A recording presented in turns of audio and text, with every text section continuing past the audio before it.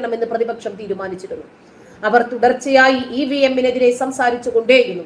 അതെ, വോട്ട് മെഷീനിലെ ഇവര് കൃത്രിമം കാണിച്ചതാണെന്ന് പറഞ്ഞു. ഇത്തവണ എന്തേ അത്തരം വോട്ട് മെഷീൻ രക്ഷപ്പെട്ടല്ലോ ഇവരുടെ ആരോപണങ്ങളിൽ നിന്ന്. ജൂൺ 4-ാം തീയതി ഇത്തരം ആരോപണങ്ങൾക്കൊക്കെ തിരശ്ശീല വീണു. 5 വർഷത്തേക്ക് EVM-നെ കുറിച്ച് കേൾക്കേണ്ടി വരില്ല എന്ന് പ്രതീക്ഷിക്കുന്നു എന്നും പ്രതിപക്ഷത്തെ നരേന്ദ്രമോദി പരിഹസിച്ചു. തെരഞ്ഞെടുപ്പ് ഫലം പരിശോധിക്കുമ്പോൾ ഇത് NDA-യുടെ മഹാവിജയമാണ്. ഇതാണ് ലോകവും മനസ്സിലാക്കുന്നത്. എന്നാൽ കഴിഞ്ഞ 2 ദിവസം എങ്ങനെയാണ് കടന്നു പോയത് എന്ന് നിങ്ങൾ കണ്ടതാണ്.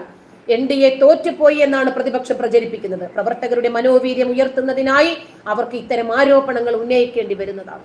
കണക്കുകൾ പരിശോധിച്ചാൽ രാജ്യത്തെ ഏറ്റവും ശക്തമായ സഖ്യകക്ഷി സർക്കാർ ഇതായിരിക്കുമെന്നും നരേന്ദ്രമോദി പറഞ്ഞു.